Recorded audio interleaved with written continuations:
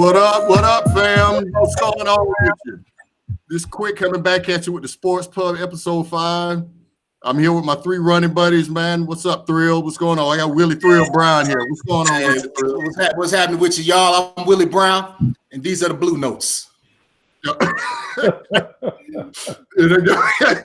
And I got my man Gabe GL Harris. What's up, Gabe? What's going on, baby? What's going out there in the podcast world? Hey, when I hit this lottery tonight, I won't be here next week. Let me hold some. All right. Yeah, for real.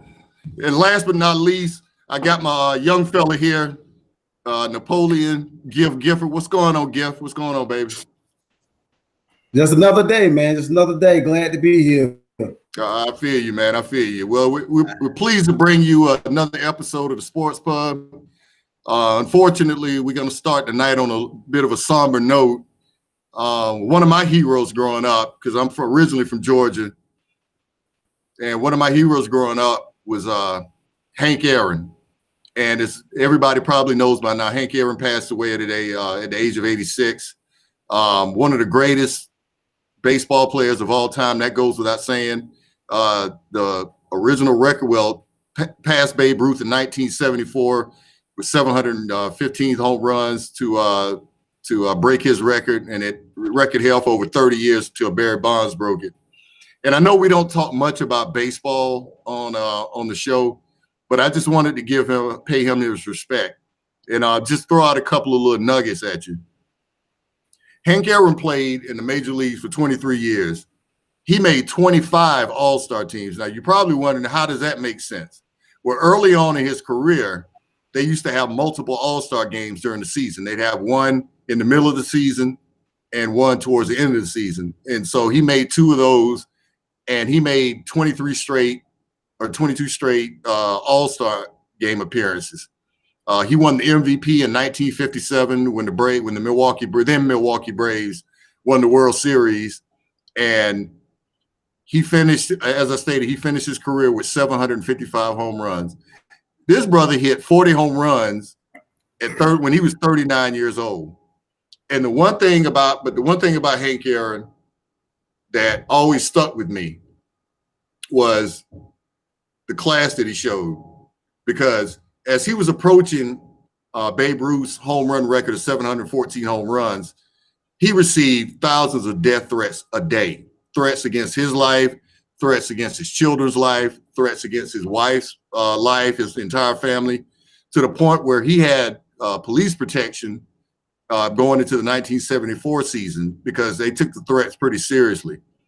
And, you know, with all of the social unrest we have going on right now, I can only imagine what he was going through back then. He started his career in 1954 in Milwaukee, and one of the things that he really liked about Milwaukee, from what I read, was the fact that it got him out of the Jim Crow South. Well, unfortunately, what ended up happening was Milwaukee moved to Atlanta in 1966, so he was back down in the South, because originally he's from Mobile, Alabama.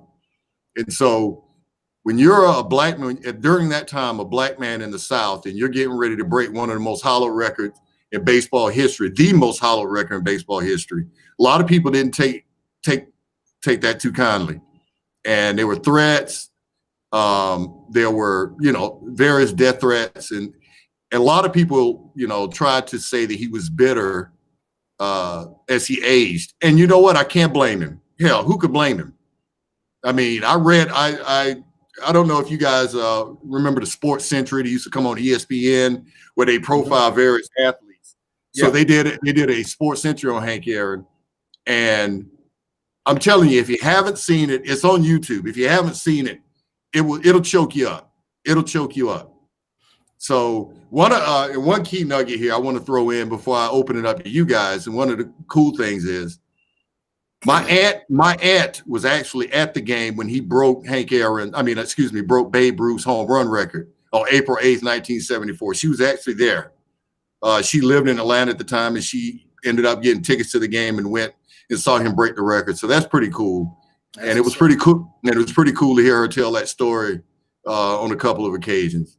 So let me start off with you, Giff. You're from Georgia too. So what are your thoughts on Hank Aaron? So man, I was too young to see. Well, Hank Aaron had retired by the time I came along, but man, my dad was a big Hank Aaron fan. Man, he always talked about Hank Aaron, how much he loved Hank Aaron, and one of the things about Hank Aaron is if Georgia had a pantheon of athletes, it would be Hank Aaron, it would be Dominique Wilkins, and it would be that other dude. But like what he meant to what other dude? the city of Atlanta. The dude that played at UGA, but we talking about Hank right now. Okay, go ahead. I'm sorry. But man, what Hank Aaron meant to Atlanta is something different because when the Braves moved to Atlanta from Milwaukee, Hank Aaron was in his 12th year in the league. He could have walked away and retired. And one of the things that people encouraged him to do is you could come to this city and actually affect change and be a face for the city, because at the time the only pro sports team they had in Atlanta was the Hawks, and they really weren't doing too good because they had just moved from St. Louis. But Hank Aaron came there, he was a star, and he helped out a lot as far as with the Atlanta was re-imaging, as far as trying to get away from the bad image of being in the South and segregation and things like that. And man, he really meant a lot to that city as far as the Braves, and he meant a lot to even me, because my favorite Braves player is Andrew Jones. My pops always say, man, if you miss Hank Aaron, man, you miss out on a treat. But yeah, it meant a lot, man. It's crazy that today that is the day that he died, man. Yeah. So what do you think? What are your thoughts, Real? I grew up with my grandfather. My grandfather was a huge baseball fan, Cubs guy.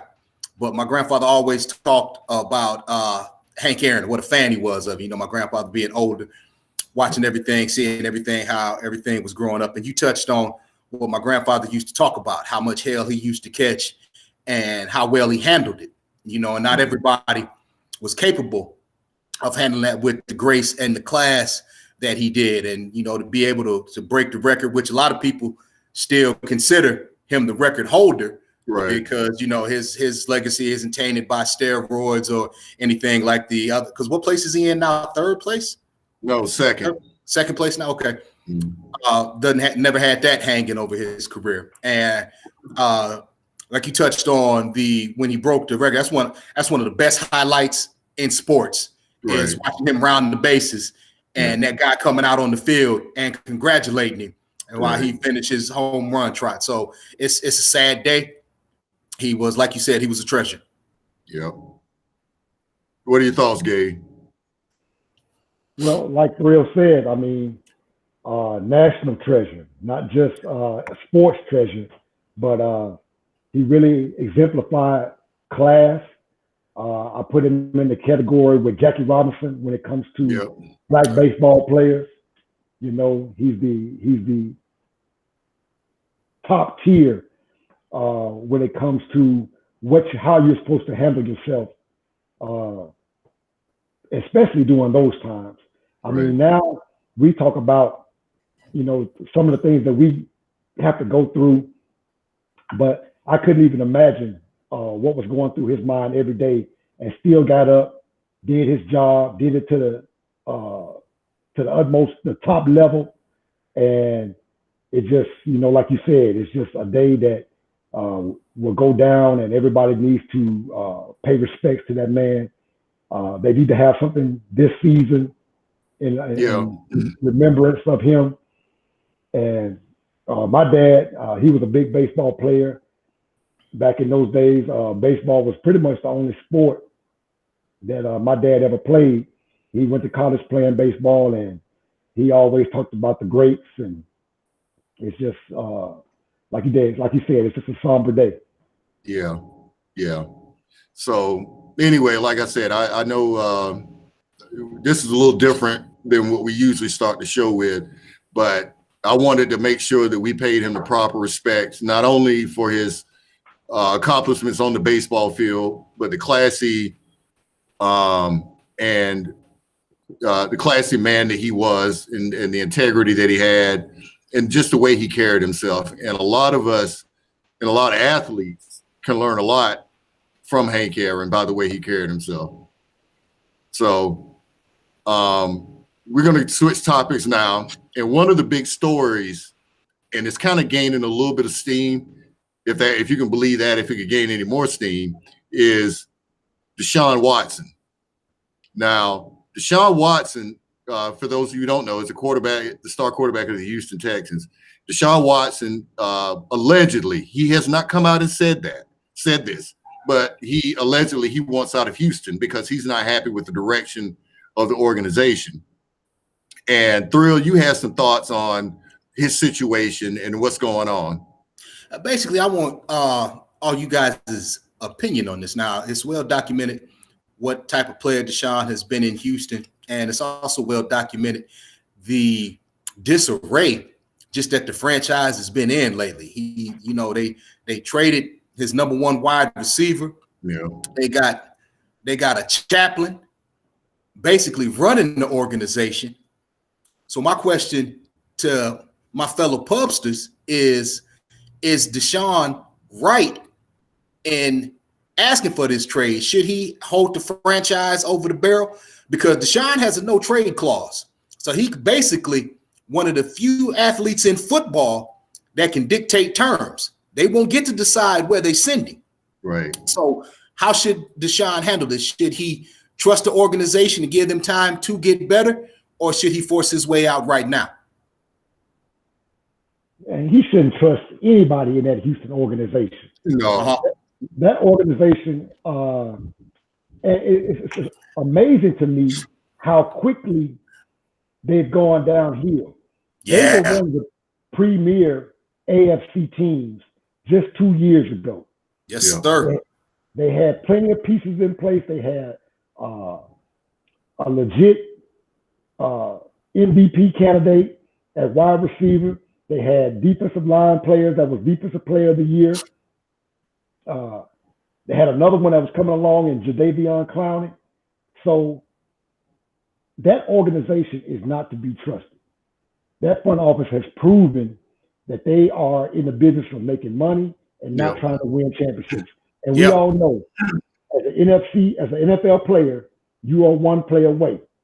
And if Deshaun wants to cement his legacy in this league, which is hard for a black quarterback to do, he's going to have to stand firm, dictate terms, and if he doesn't see any changes, basically starting with the coach hire that the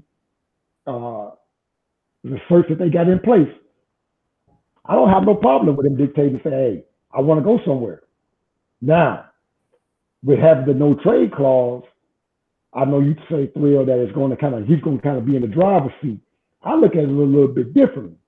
By him having a no trade clause, he can dictate where he's going to go, but is the organization going to honor the fact that, okay, since you have that no trade clause, we're just going to keep you.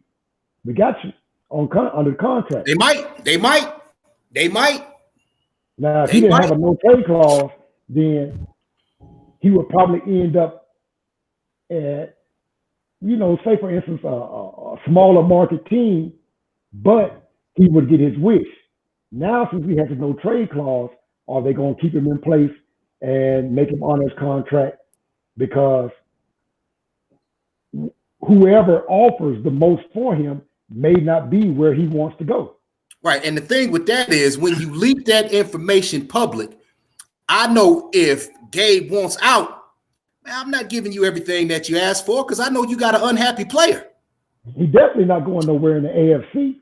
No. Hey, first of all, get him out the AFC South. Get him out of there. Yeah. I know you want that. If he's got a no trade clause, he can waive the no trade clause. He can. Okay. He can. Okay. So Deshaun's got all the, pretty much all the leverage right now. And I'm with Gabe. If I'm Deshaun Watson, I wouldn't trust a damn thing they said. Okay. They traded away probably the second or third best receiver in the entire league in Hopkins. Okay. You had your wide receiver in the league. Yeah. I put him in like Devontae Adams and at the time, now keep in mind, at the time, wait a minute, at the time I had Julio up there, but Julio's he's injured too much. So so you can make an argument that Hopkins is the number one receiver in the NFL right now. You can make that argument. You can say Stephon Diggs is the number one receiver in the league right now. I mean, there's an argument to be made. My point is, you take away his weapons. Okay, J.J. Watt's not getting any younger. Okay, he's getting older, and it's kind of and earlier in the season voiced his displeasure with pretty much the effort of the team, but the direction the team was going in. See, that's where the pressure gonna come from if JJ said he won't out. Yeah, and so if I'm Deshaun, and you're truly not happy there, do what you have to do to get yourself out of there. I'm not saying, I mean, be professional like he is, and he has not come out and said that he wants to be traded. He has not said that, and he's handled it with class thus far, and I think he'll continue to do that. But like as Gabe stated, don't trust anything they say, man. Don't trust anything that they say, and do what's best for you, best for your career, and best for your family. And I think getting out of Houston is probably the best thing for his career. Now, keep in mind, this is the same ownership group. Now, Cal McNair is the son of the previous owner. And remember the comments he made several years ago about the inmates running the prison and all that stuff. Okay, so that didn't sit well with a lot of players to begin with. And so you got to really think about, okay, what's this organization really about anyway? I mean, what you know? So I think he should do what he has to do for his career. Otherwise, he's going to be stuck in purgatory there in Houston. I know one thing: they better go and get it together. Because last I checked, Fifth Ward is still in Houston. Yeah. What they don't want is Jay Prince to get hold of an issue being over there, and he have to take a ride. Yeah. What'd you think, Giff? I mean, I think Deshaun should go ahead and try to get his way out of there, man. Because initially I was kind of like iffy about it because I felt like Bill O'Brien was the problem as far as incompetency within that organization. Because he did he the one that traded D-Hop, and he also the one that traded for Lauren B. Thompson and gave up those draft picks to the Dolphins. But I mean, man, he's gone, and they got a whole new regime kind of sort of. And like Three was saying, they got the chaplain running the organization, and the fact that they hired that consultant staff to tell them which GM they should hire, and they didn't hire any one of those dudes. They wouldn't hire somebody else. Lets me know that y'all ain't trying to listen to information that other people have. And he's young, he early in his career, and I would get out of there just because that organization is incompetent, man. I don't know if y'all heard a report earlier about them looking at bringing in Josh McCown as a coach. So I'm like, for that even to be like out there is crazy to me. Yeah, I just think that, again, he's in a unique position. Black quarterbacks, and I think Gabe brought this up earlier, black quarterbacks typically don't have this kind of leverage. Right. They typically don't have this type of leverage. Okay. He's got it. And I would, again, if I was advising him, I'd tell him to use what leverage you have. Again, do what you've been doing, remain, classy, professional, just like you've been doing, but use whatever leverage you can. I know there was some people that were like Richard Sherman that came out and said that he should ask to be traded to the Jets. Okay, I don't know about all that either. All right, I mean, hell, they not the model of competency either. So, but I know Miami's been mentioned. Where would y'all? Well, I know where would you ask to go? Well, I know. Keep him out the NFC East. Well, one of the places that he said he would waive his no trade clause and go to is Miami. But who the hell wouldn't go to Miami? I mean, but I honestly, if you think about something, and this real talking, I'm not trying to go conspiracy theories. I'm not a conspiracy theory guy. But one of the issues he had was Houston did not even, at that particular time, attempt to interview Eric Bieniemy. Okay. They didn't even attempt to hire a black GM. What does Miami have? They have a black head coach. Okay. And he's turned that ship around, and Miami's headed in the right direction. And I think he wants the opportunity to play for an African-American head coach. That's just what I think. Well, brother, I see where it is that you wish to take this conversation. I understand just what it is that you bring it up. I'm digging what you're talking about, baby. So, Hustle up. Assalamu alaikum, brother. Salaikum assalam, my brother. Salaikum assalam. Go ahead, Giff. Oh shit. No. I mean, I said what I had to say about it. I just think it's time to move on, man. I think it's time to move on. It's not working down there in Houston, like I said, and it's your career, man. And the fact that he has that clause in his contract, he got used to his advantage. So whether or not they know that he wants out, other teams are aware of this. If you the Texans, you got to get something out of this. Oh, So and wait a minute. Y'all ready to give up on Tua that quick? Y'all gonna give up on Tua after one season? Well, that's if I can get Watson, bye. But check this out. The other place that was brought up, and it's been brought up on several occasions, the Bears. They brought the Bears up a couple of times as far as him going to Chicago. They're gonna mess him up. I don't trust Chicago quarterbacks. Chicago been playing the same football since forever. Can't protect you. Don't go there in your career. Okay, don't go there. Unless we're gonna address the offensive line in the draft, don't come to Chicago. And you gotta get some toys. You gotta get him some toys. You gotta have some weapons. Yeah. He has to have some weapons. That's why I say Atlanta is probably the best place for him. You can get Matt Ryan and a first or second round pick off Atlanta for Deshaun Watson. You got Ridley and you got Julio out there to throw to. Yeah. You got Todd Gurley behind you. I think that'd be a good spot for him. Yeah. Right now I'm thinking That's about it. For him. Yeah. Yeah. And you only got to worry about disappointing a dozen fans every week. I thought I explained that to you last week. But yeah, we have to see how this story plays out, man. I think that let me ask you this question. We'll go around the room here. Will Deshaun Watson be the starting quarterback for the Houston Texans at the start of the 2021 season? No. Nope. Yes. Gabe? I'm going to say yes. I'm going to say no. I'm going to say the organization is going to cave and give him what he wants because they saw what losing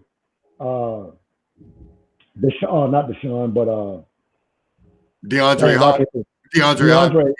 They saw what losing DeAndre does to the team, and they can't go 2 years in a row losing premier players. Because if they lose Watson, JJ gonna ask out. Here's the only way I can see him staying, because out of all those open head coaching jobs, the only one that's open now is the Texans job. If they hire Bieniemy to be the head coach, that's the only way I think that he might stay. If they hire anybody else, he's gonna be he's gonna be out of there quicker. He's gonna be gone. Mm. So I don't see him staying. I don't see him staying there without that happening. But to speaking of the AFC South, we had a quarterback, pretty prominent quarterback in the AFC South, Phillip Rivers, who announced his retirement a couple of days ago. And I know Thrill, and I know Thrill. I know that's your favorite quarterback, man. I put some money on the movers. What he need. Get up out of Indianapolis. I don't know if he's staying in Carmel or what, but his ass got to get up out of the great state of Indiana right now. Well, he got to the playoffs.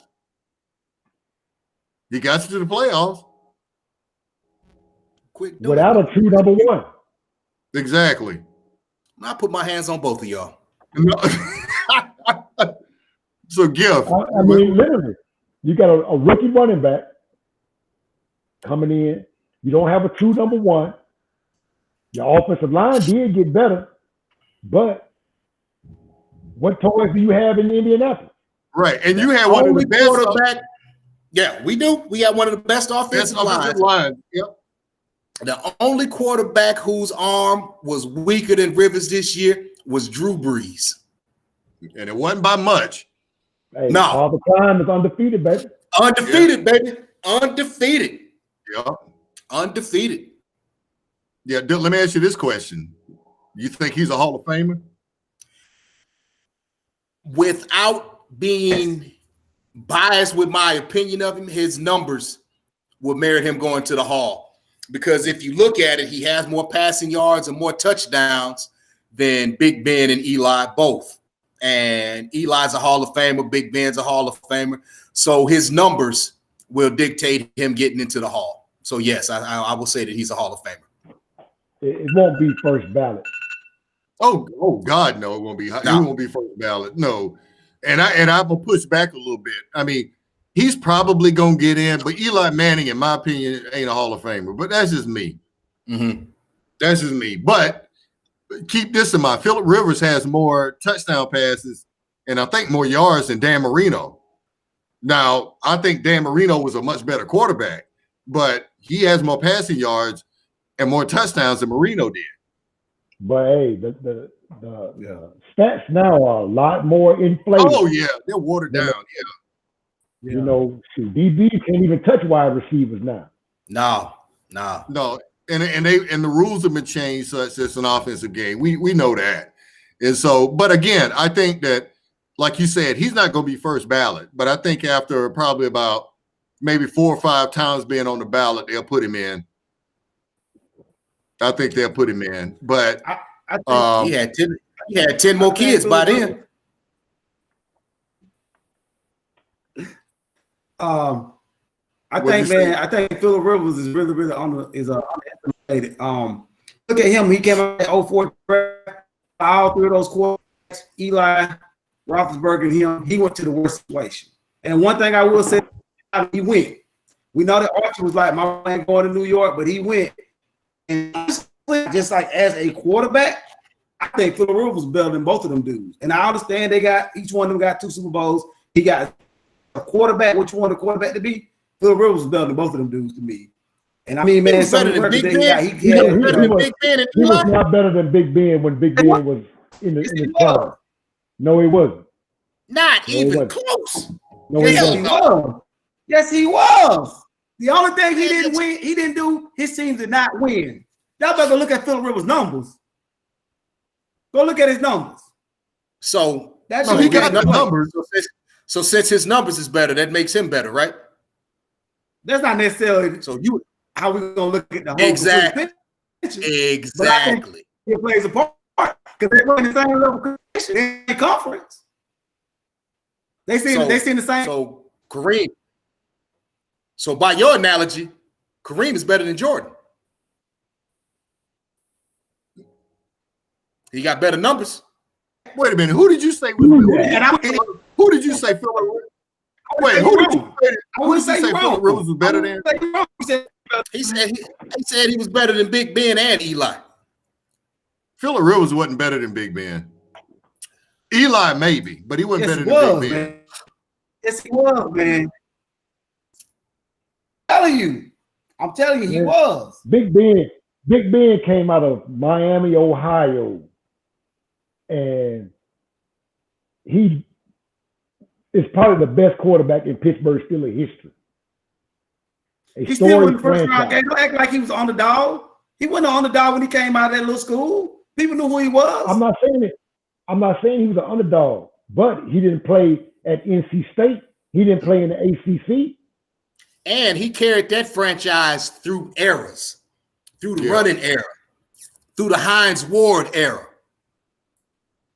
And he got so what you're saying is they let him walk and progress to where he needed to be. Because that first Super Bowl, y'all know that's all he was doing, being a game manager. No, he was a game manager, but he won that. But he won that second one. But he won the second one. He won that second one. Yes, he did. If I had to rank all 3 of them quarterbacks, I'm going Big Ben, Eli, Phillip. There you go. I take Eli over Phillip. Exactly. I'm not taking Eli over Phillip. Bigger arm, better in the clutch, and got playoff wins. Say what you want. And say what you want. That they got lucky that first one, but Eli won that second one. Yeah. There wasn't nothing scarier than a hot Eli Manning in the playoffs for a couple years. Well, here's why I think Phillip Rivers is better than Eli. Phillip Rivers was better longer than Eli was. I give you, Eli was more clutch Eli beat Tom Brady twice, got 2 Super Bowls, Super Bowl MVP, all that. And I give a number respect for that and number credit for that. Okay. However, Phillip Rivers was better longer than Eli was. And keep this in mind. Remember the one time that Phillip Rivers went to the AFC Championship game, what happened? He was playing, he had ACL surgery like 3 days before that game. I respected that. He went out there and he went out there and gave it all he had. And remember, remember LaDainian Tomlinson had a bum knee and didn't play. Yeah, I remember that. I respected that. So that's just ain't nobody questioning his toughness. Nobody's questioning his toughness. All right. He definitely was one of the premier guys who would go in and give you everything he had. That's not in question. The question is the results on the field. Were his results better than Eli's results? Bad turnovers. Super Bowls on team accomplishment. Clock management. Super Bowls on team. Not just the Super Bowls. Not just the Super Bowls, but I'm talking about big games on prime time.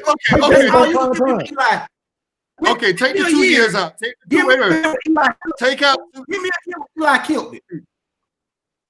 Take the 2 years out that Eli won the Super Bowl, 2007 to 2011. Take those 2 years out of there. Is Eli a Hall of Famer? Hell no. No. Hell no. No. Okay, why are you taking the 2 years out? I don't understand. Why are those 2 years got to come out? All I'm saying is that's why I said Phillip Rivers was better longer than Eli. Take out Phillip Rivers' 2 best years. Take them out. Fine. Fine. But he was still better longer than Eli was. What was he good at? I don't understand what he's talking about. What did he do at? Where was he great? What aspect of the game was he great at? Look at the conference he played in. Look at the conference he played in. He's playing Denver, Kansas City, and the Raiders.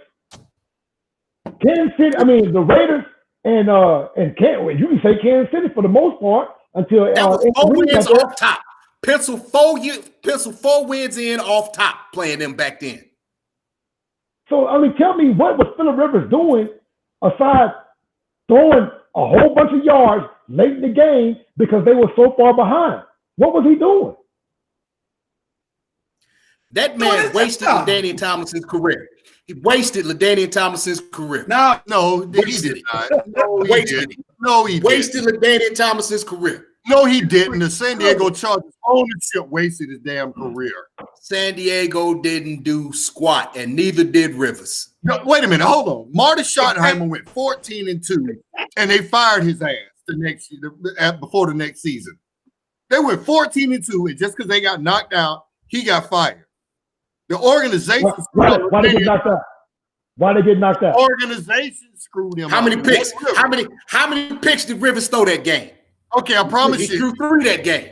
He threw 3 that game. They got put out. Who got more picks, Eli or Phillip Rivers?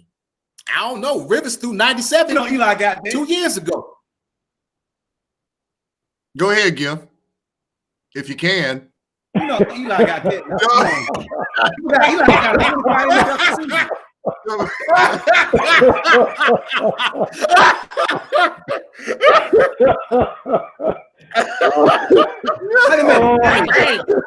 Bang, bang.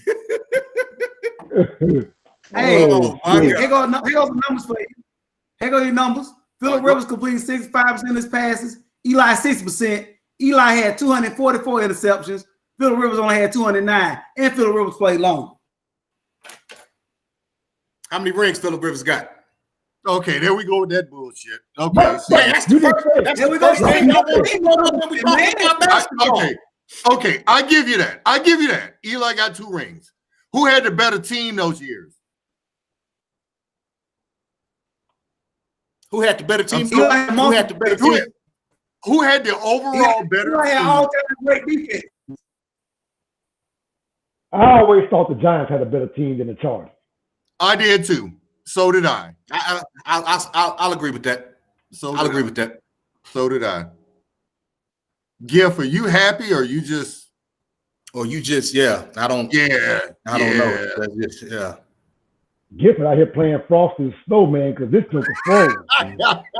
Goddamn Wi-Fi running on a hamster wheel. Yeah. Feed that hamster you got running your Wi-Fi. Damn, man. But anyway, so this is a big weekend, though, fellas. We got the AFC Championship game, NFC Championship game. So this it. This all the marbles. So we gonna go around. We gonna go around the room and you guys give me a prediction and tell me why. Tell the audience why you think what the teams are gonna, how they're gonna succeed and what they're gonna do.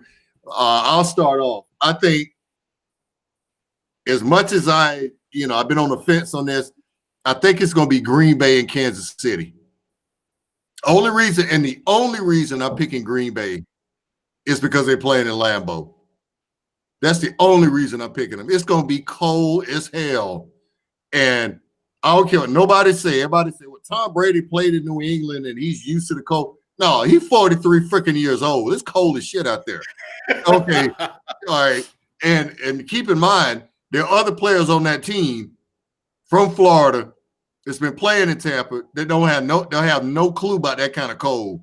Okay, so it ain't even gonna be on Tom Brady. And Antonio Brown is out that game. Oh, he's out. He's out for Sunday.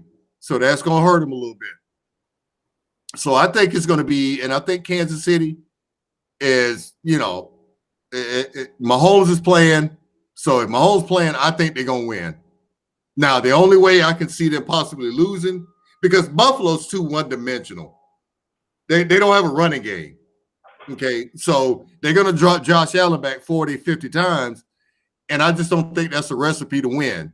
Now, the only way I can see Buffalo possibly winning is if Zeke or Kelsey or Mahomes gets re-injured in that game. But I'm going Green Bay and Kansas City for the Super Bowl. Who you got, Thrill? My hot take is I'm taking Buffalo. I got Buffalo in the upset. I think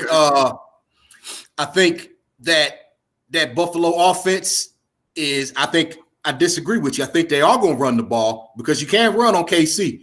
And I think they're going to keep Mahomes off the field enough, and they can put up enough points. I actually think this is going to be a low-scoring game. So I got Buffalo in the upset, and I got Green Bay beating the brakes off Tampa Bay. And y'all know I'm a Tom Terrific fan. Yeah. But man, that Hawk gonna be out at Lambeau.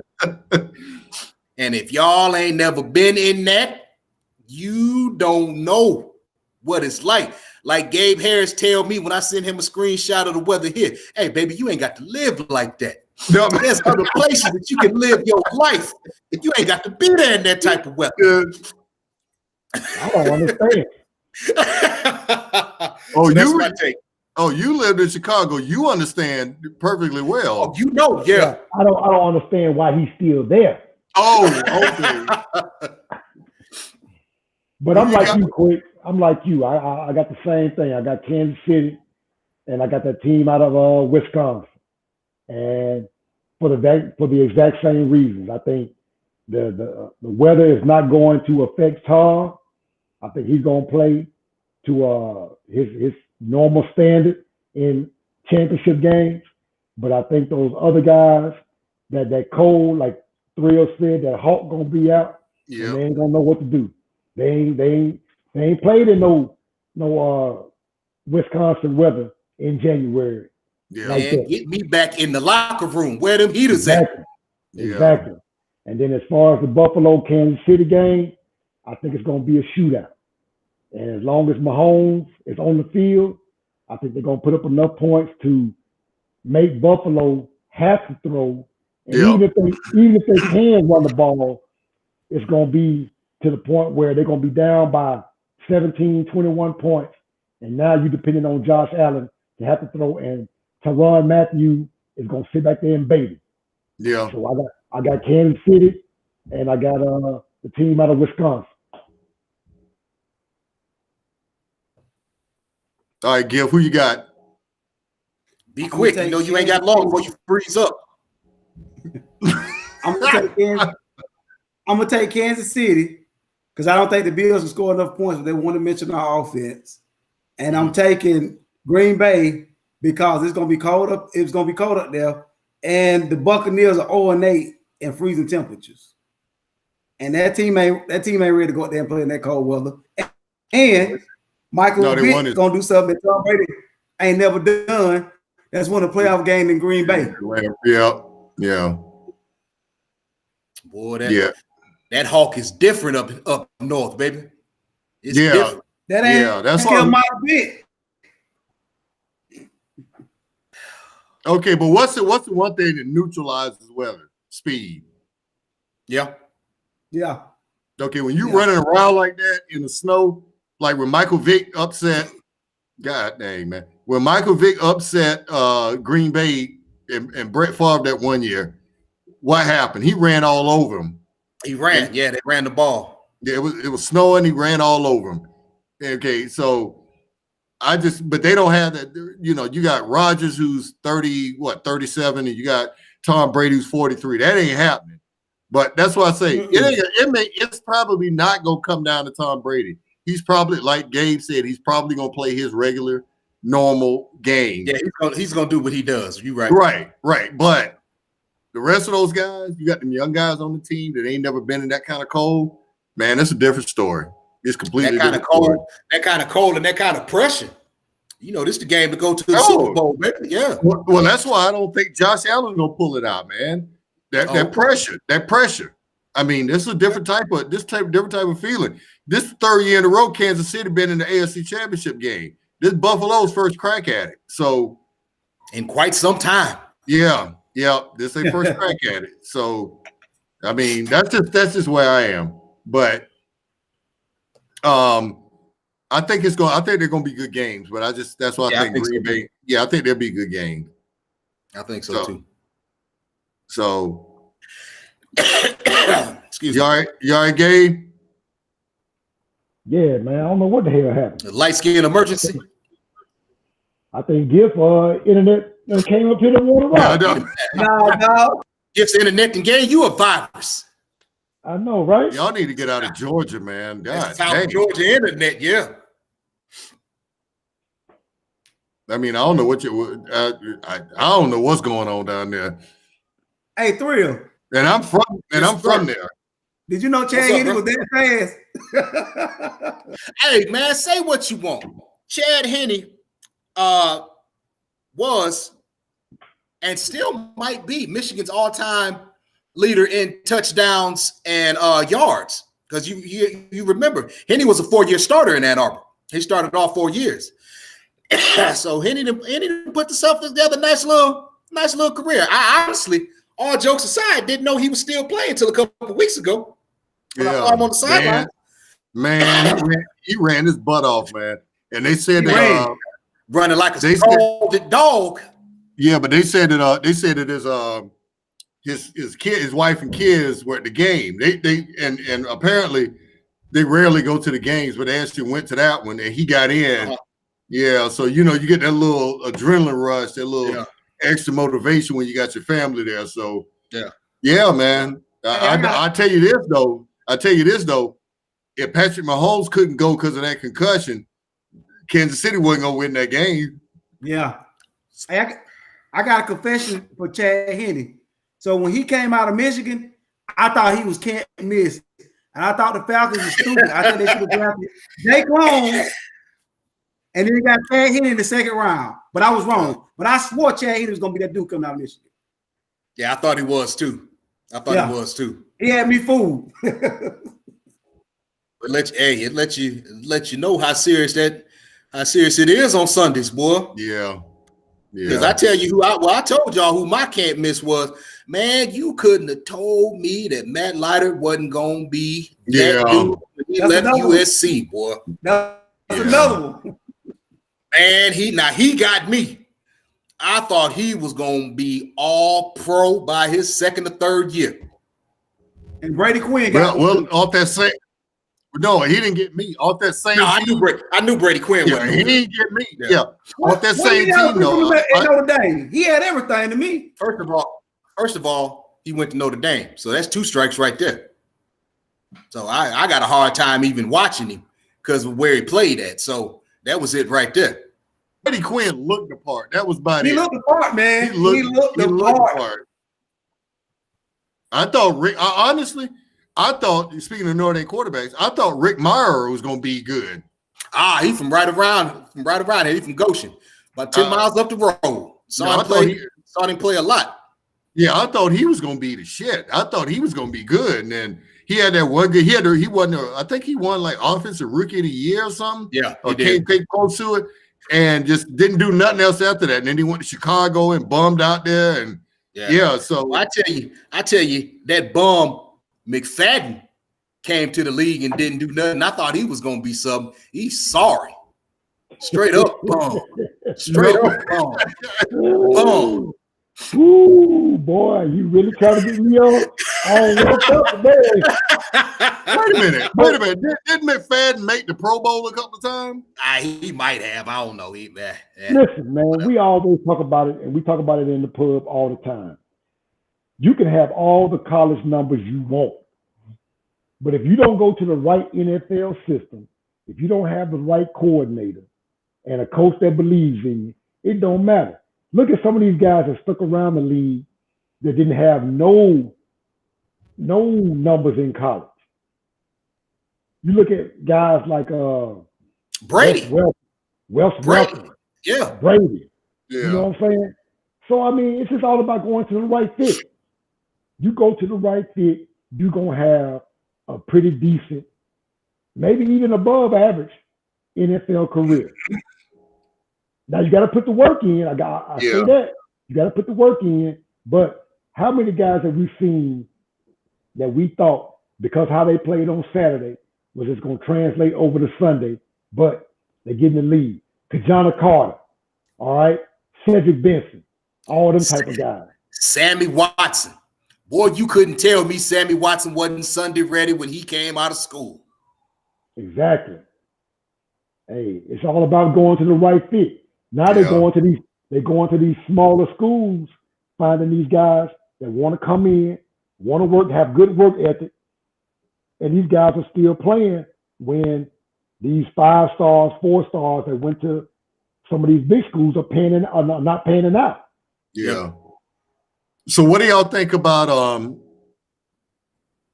Dwayne Haskins being signed by the Steelers? I think it's I'm glad Tomlin threw him a lifeline. You know, he's a little young to say that he's done, you know. But you know, that brother coming in with a bad rap, boy. He got a lot of stank on him right now. He got to get that off of him. Yeah. And like Gabe said, he's going to an organization where there's not going to be any pressure on him to start. His main focus should be getting his ass in the camp in shape and on time, getting a hold of that playbook and improving that conception about him right now. Yeah. Like Gabe said, put the work in. Because you already know Ben ain't gonna help him. No. He ain't gonna help him. Me and Gabe talked about that yesterday. Yeah. He about to get that Brett Favre, Aaron Rodgers treatment. Yeah. Yeah. The same way Rodgers treating that boy that's backing him up right now. Oh yeah. Boy don't get no snaps in practice. No snaps. Aaron Rodgers don't even know his name. Aaron Rodgers won't even let him work on victory formation. Hell no, get him out of there. No, he don't need to learn how to take a knee. He ain't gonna be in the game any damn way. And they took that boy in the first round.